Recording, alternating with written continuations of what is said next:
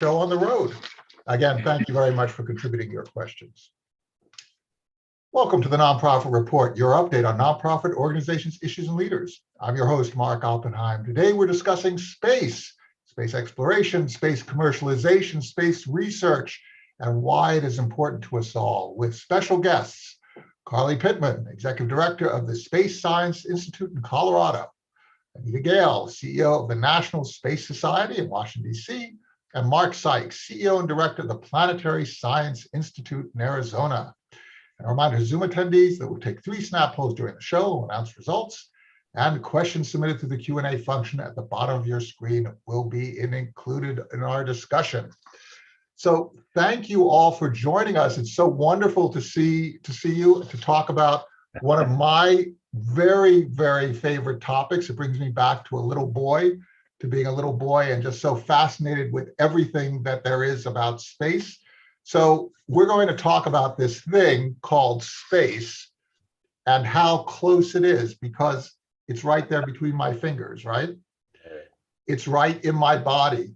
And it's also an infinity beyond me, beyond my gaze.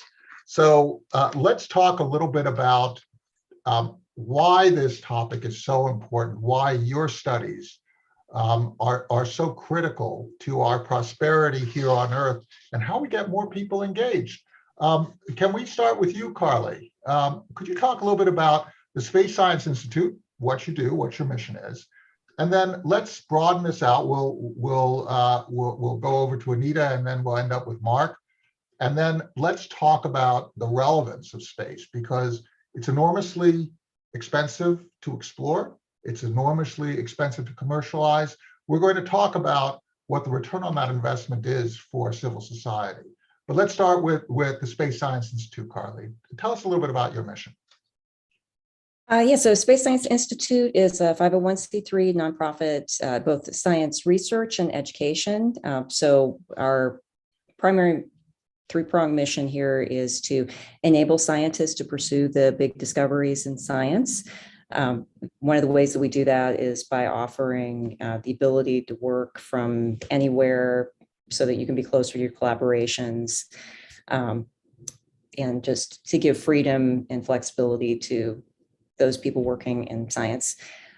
We also pursue literacy, science and STEM literacy for people of all ages and all backgrounds through our education programs that operate in all 50 states. And we also encourage people to pursue not only the educational, but career opportunities in all fields of STEM. So you're basically trying to engage people and help them become, not only pursue their research today, but also become the future researchers to drive this field forward, right? Right. And Anita, tell us a little bit about the National Space Society. The National Space Society is a merger that happened in the 1980s of 2 organizations founded in the 1970s. One was the National Space Institute, founded by Wernher von Braun, and anyone interested in space should remember that name. And the other was the L5 Society, which was founded by Gerard O'Neill, Dr. Gerard O'Neill, who in the 1970s was very famous for developing a space settlement design, living in space design, that was actually a NASA contract. And the L5 Society is named after a place in space where Dr. O'Neill thought that should be. He was very famous at the time. He was on the Johnny Carson show and cover of Playboy and all that sort of things. The organization is primarily an advocate organization advocating for living in space. We are finding, however, as we're getting close to the visions that NSS has been advocating for all these decades, finally, the real world is catching up to us. So we've been talking about infrastructure in space and living in space and commercialization, industrialization, mining the moon for commodities that'll be sold in space. Those things are starting to happen. So a lot of the engineers and scientists who are working on those technologies are starting to join the National Space Society. And it's a great way for the public to access through various programs that we have, webinars and our conferences. The public can access and literally rub shoulders with the engineers and scientists who are doing it, who are making space economies happen. happen. It's so interesting because space used to mean big government programs, and now we're seeing big corporations getting involved, and you start seeing a supply chain that goes all the way down to smaller entities, and the practicality of what we're doing, whether it is getting internet connections through satellites or GPS communications through these craft that are rotating through the Earth. We're all benefiting from this technology on a daily basis. Mark, could you talk a little bit about the Planetary Science Institute? And then let's continue that discussion in terms of your work and how that informs our experiences here on Earth and the practical application of some of your work. I'm the CEO of the Planetary Science Institute, and we're celebrating our 50th anniversary this year. And we support, like SSI, a lot of scientists. We have over 115 PhDs living in 30 states and 10 countries. We're involved in basically all of the NASA solar system exploration missions, as well as missions in other countries. We study the solar system. We study solar systems around other stars. We study the sun, and we study the Earth because, the Earth is a planet. And So we do a lot of research, and we're also dedicated to getting what we learn out to the public to inform them about the universe they live in and the world they live on.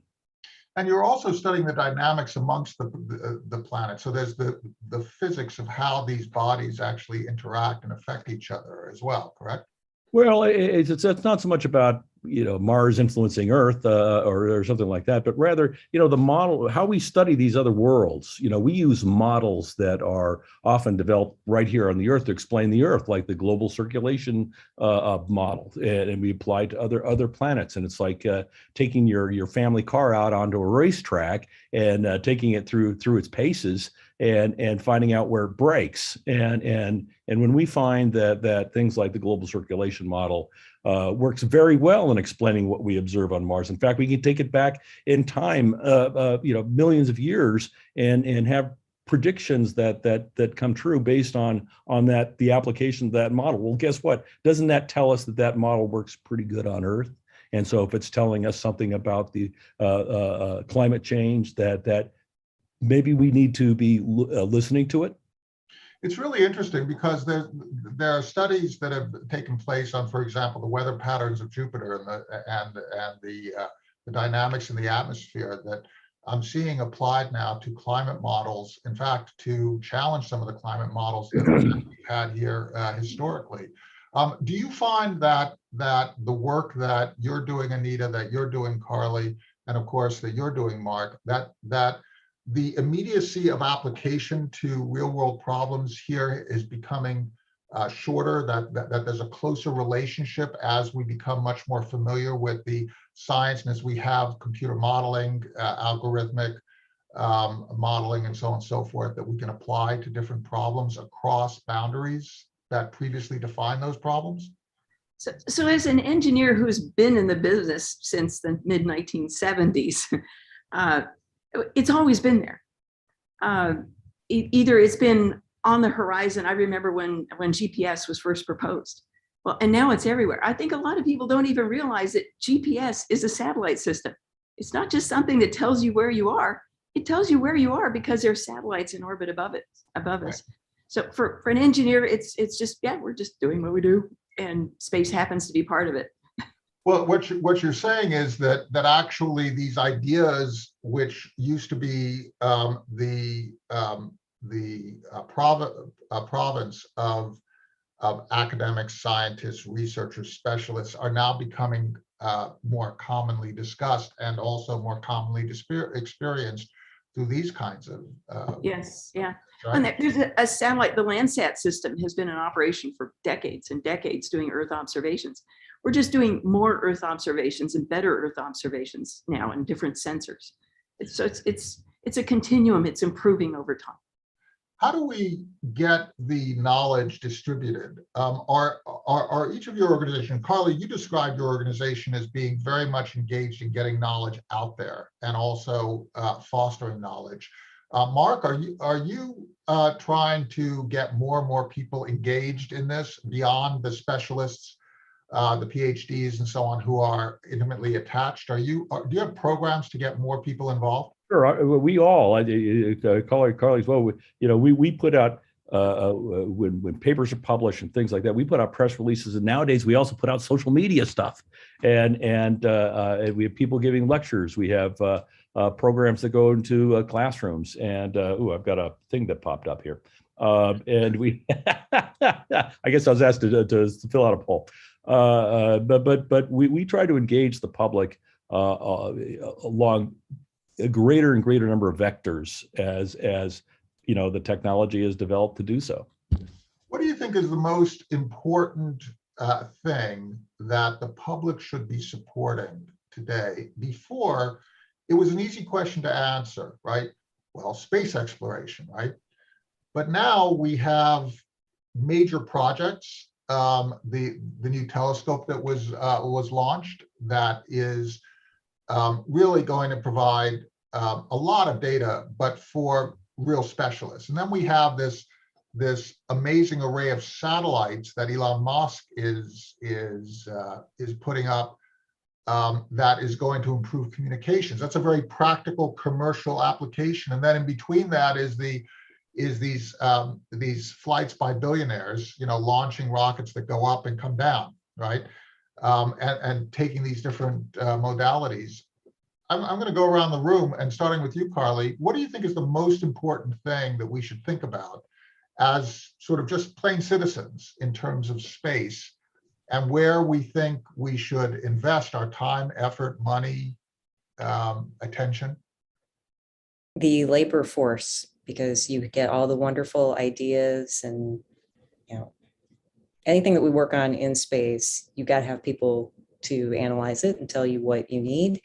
And, right now there's a lot of emphasis with machine learning, which can be a great tool, but don't just assume that the computers are going to do this. You need to, support the people that do this for a living. So it's kids, it's adolescents, it's adults, it's everyone, right? It's basically, we're getting back down to people, right, Carly? Back down to people. Yep, we're nonprofits, people. Mark, you made a point before the show started about the whole education system and how we need to change. Could you just, do you mind reprising the point that we made about your own experiences? Well, it's important for us to increase the diversity of our profession, and actually, I would say the United States is in a great position in that we probably have a more diverse population than any place else. But historically, big chunks like the African American community has been blocked from participating in what we do. I mean, it's nice to go out there and encourage, hey, look what we're doing is exciting. Don't you want to join us? But people don't have the educational resources, the economic resources, because they've been excluded, not because they haven't been interested. I think back to the late 50s, the Sputnik scare, and the Defense Authorization Act that poured all kinds of money into science and math education in this country. I benefited from that as a young child in the 60s, but things were done in a way to exclude those resources from Black schools, and we're not talking about things that just, this happened in the misty past and all that. This kind of stuff goes on today, and of course now it's being normalized in the various political venues. So that's an important thing that we need to address, and we need this diversity, because when you have a group of people, science is not just about doing the math and the equation and here's the answer and all that kind of stuff. Chalkboards and so on. We look at things out there and go, what's going on with that? And where we get our ideas to begin the process of answering questions comes from our various backgrounds, and sometimes those ideas might be inspired by a religious thought or a paper you read or a meal you cooked or whatever. And when you have a room full of people that just look like me, the diversity of that imagination to apply to these problems is pretty narrow. And so the extent that we can make that as broad as possible will give us the healthiest science, the best science, and generate more knowledge as a consequence, which will be economically beneficial and just generally a good thing. And so, but we can't just say, hey, look at us, we're interesting. We got to look at giving people putting people more on a level playing field, but recognizing that they have been excluded from that field. They've been with deliberateness excluded from the economic and educational opportunities that I've benefited from over my life. And Anita, you also told the story. Could you relate your experience? Well, actually, I'd first like to add a little bit to this discussion. I go to a lot of places around the United States where I hear from city leaders and school district leaders in this area. It always starts in this area. Students don't have an idea of the opportunities available to them. So part of what we need to do, and the National Space Society has tools to do this. I would love to do some engineering activities with every kid in the country. Find me, we'll help you do that. Also, something people don't realize is that money spent on space projects is all spent here on the ground.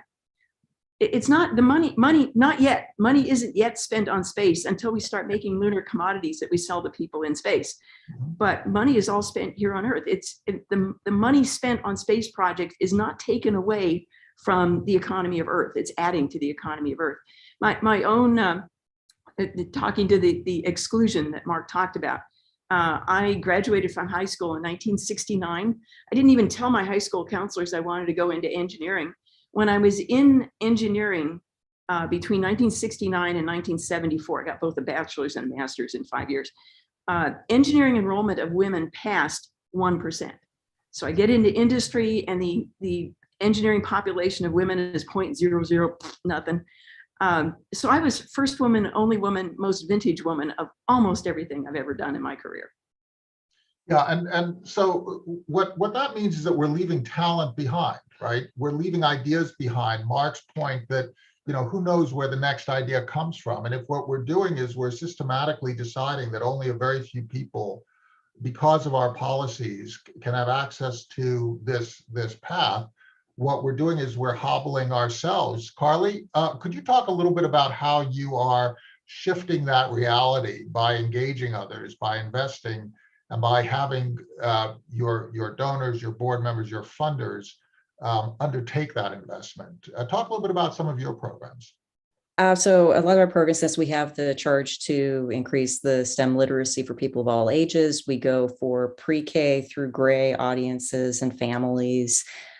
We have education programs that focus on the broader social issues in line with our missions, such as gender and racial equity, making sure that we create and distribute bilingual resources and activities for Spanish-speaking families, for example, making sure that our websites are accessible to disabled people, co-creating content with Native tribes, and a lot of work with bridging the digital divide in both rural and urban underserved communities. So there's kind of that general thing. I'm also co-chair of the American Astronomical Society's Committee for the Status of Women in Astronomy right now, which is pursuing the practical measures to help improve opportunities for women in astronomy and to encourage their entry into this field. And that partners with a broader group of affinity communities that advocate for minority, LGBTQ+ and disabled astronomers. So there's a lot of ways we're working on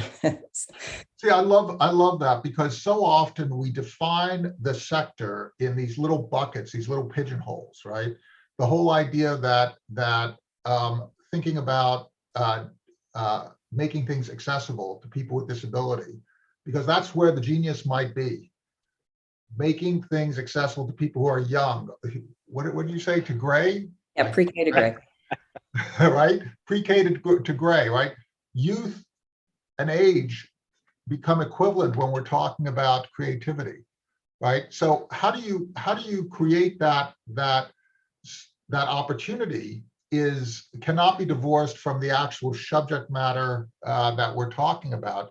Let's talk a little bit about the future of this area and where we see this actually migrating to this world.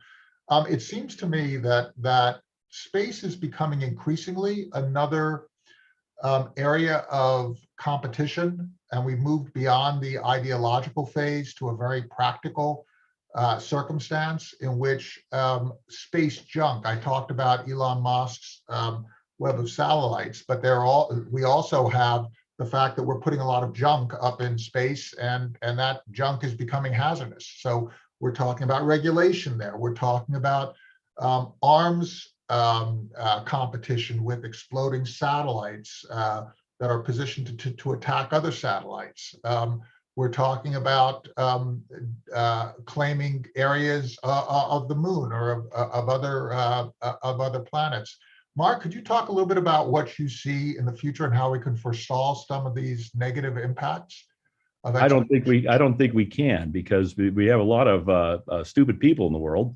And when you blow up satellites, there's this thing called celestial mechanics, and that debris, forms a ring and then forms a torus and runs into things.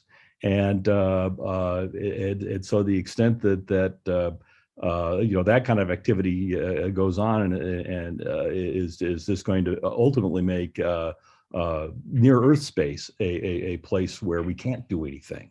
In terms of the other stuff you're talking about, what the future is. Well,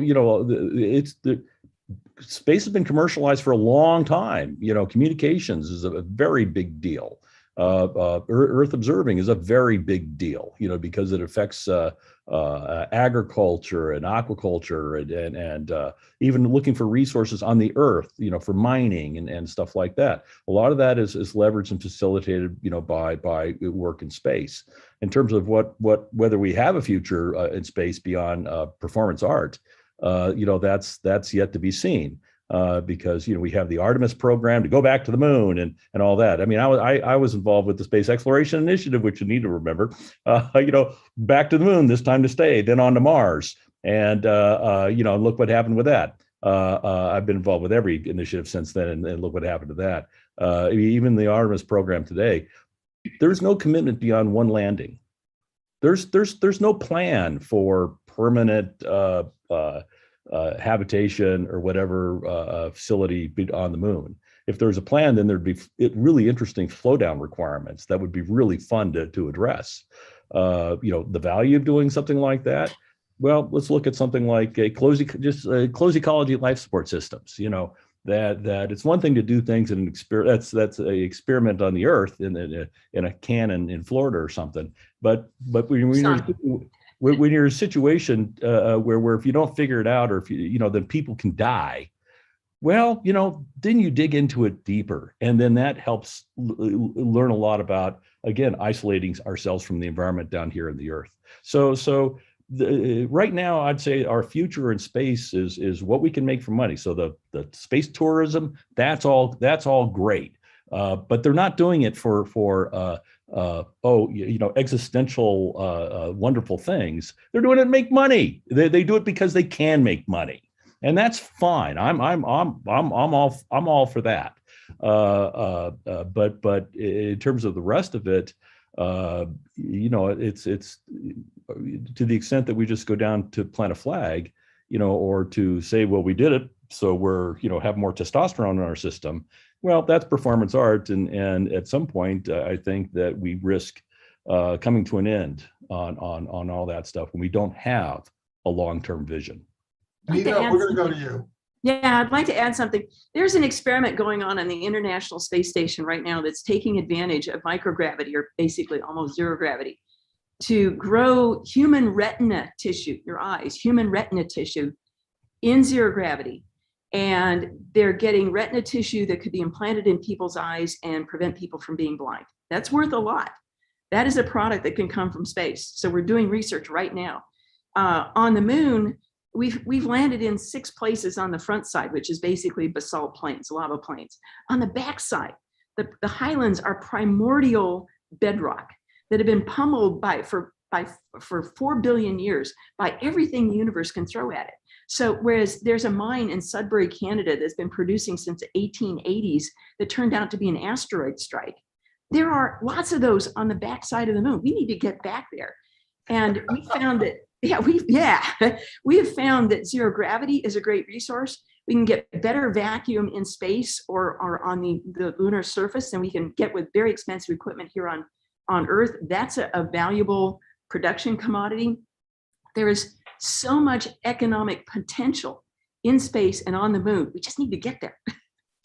We've had a couple of polls, and so interesting. The first poll was about what is the greatest benefit, and the two answers that received the most answers were basically knowledge for its own sake, and knowledge and specific knowledge pertaining to the physics, chemistry, material sciences that can benefit people on Earth. But those were the two biggest issues. It was not about space tourism or shooting rockets up or wars or any of that stuff. It was really about knowledge.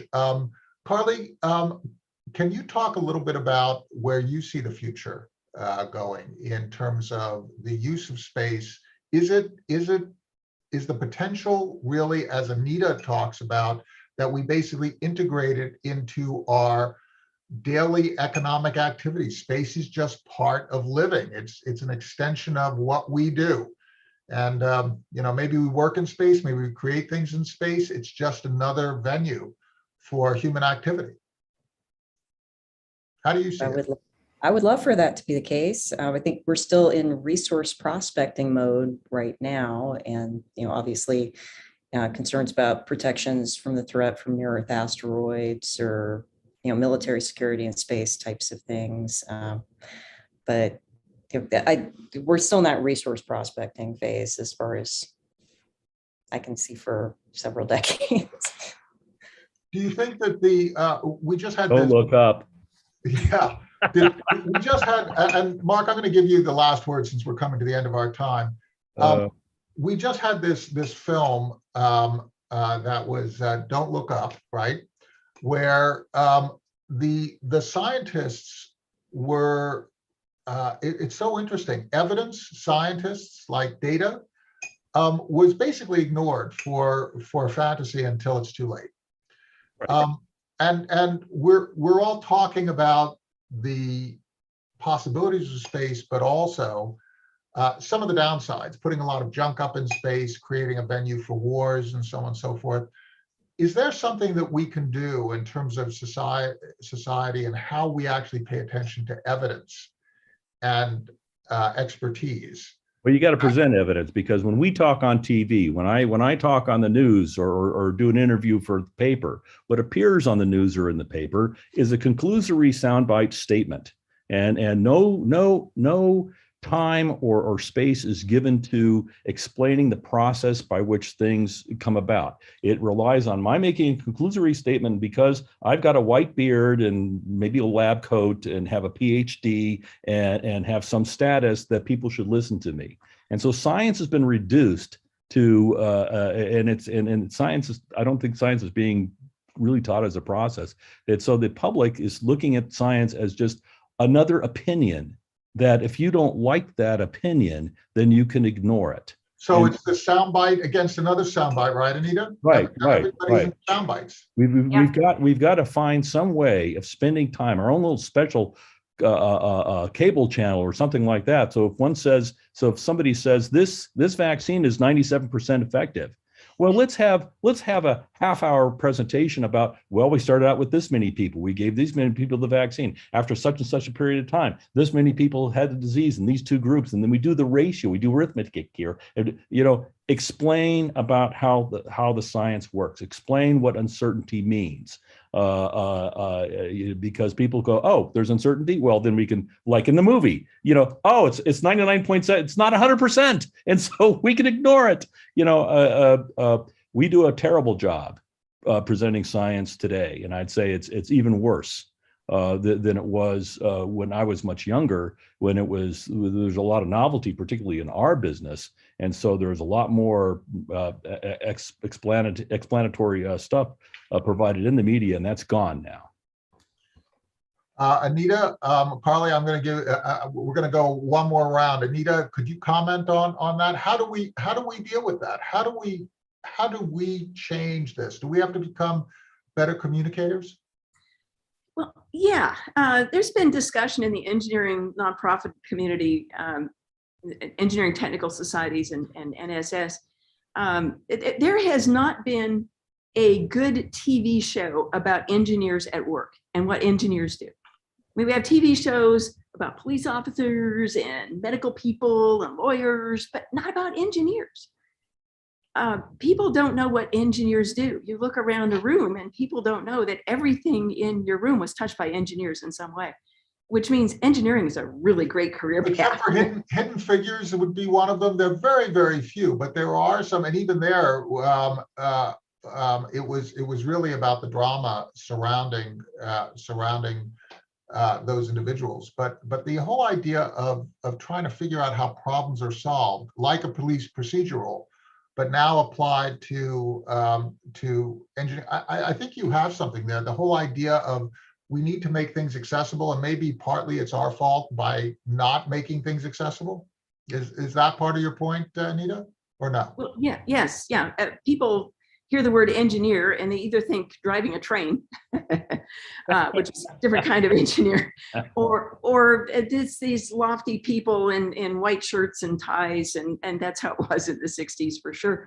But there are exciting things in engineering. I worked proposals. I worked on space shuttle program. I just saw a launch of a Falcon 9 yesterday. I'm actually at Kennedy Space Center right now. People see the results of what engineers do, but don't understand that there is a very exciting process to get there. There are trade studies and decisions and conflict, and we argue with each other, and then we resolve it. And there's no only one best solution. There are many ways to get to a solution that's really great. And sometimes we goof up, and a lot of times we do really spectacular stuff. In my career, I've had a lot of disappointments. There are vehicles that should be flying today that aren't. I'm sorry. I grew up in the state of Washington with a lot of dams on the Columbia River, so 3 letters. So maybe we need to get out of our lab coats, put on a colorful bow tie, and have a television show like Bill Nye does. Maybe we have to create little TikTok videos or YouTube videos on how we create solutions. Carly, take us out. What are you doing to help us all understand the wonderful, exciting world of the engineering that is being done so we can explore space? Well, there are many things there. First, I want to say that there is a distinction nowadays between education and communication of science in terms of how we are funded to interact with the public. So scientists and engineers are kind of kept at a bit of a distance from the public. So you have educators running the show with the scientists and engineers as featured subject matter experts. So your content is pre-filtered to some degree in there, and the messaging is a bit more controlled. So, an individual scientist putting on the bow tie, it's getting more rare. That being said, there are special trainings offered for scientists and engineers who want to speak to the public or to the press or to politicians. So it's not that these resources don't exist. It's just a little more nuanced communication than what you might think. A lot of ways we do this would be we have traveling exhibits that go to public libraries. So we'll have featured guests or someone from the ISS space station, or live links so that we can connect. And train the trainers is more of the model instead of being the sage on the stage. So getting people involved in the everyday work that you do. Carly Pitman, Executive Director of the Space Science Institute in Colorado. Anita Gale, CEO of the National Space Society, and Mark Sykes, CEO and Director of the Planetary Science Institute, who is giving a lecture later on today. Good luck on your lecture. Thank you all so much for sharing the work that you're doing. Thank your boards, thank your staffs. And really, it's just been wonderful to share some information on space with you. Have a great day. Everyone stay safe. Attendees, thank you so much for your questions.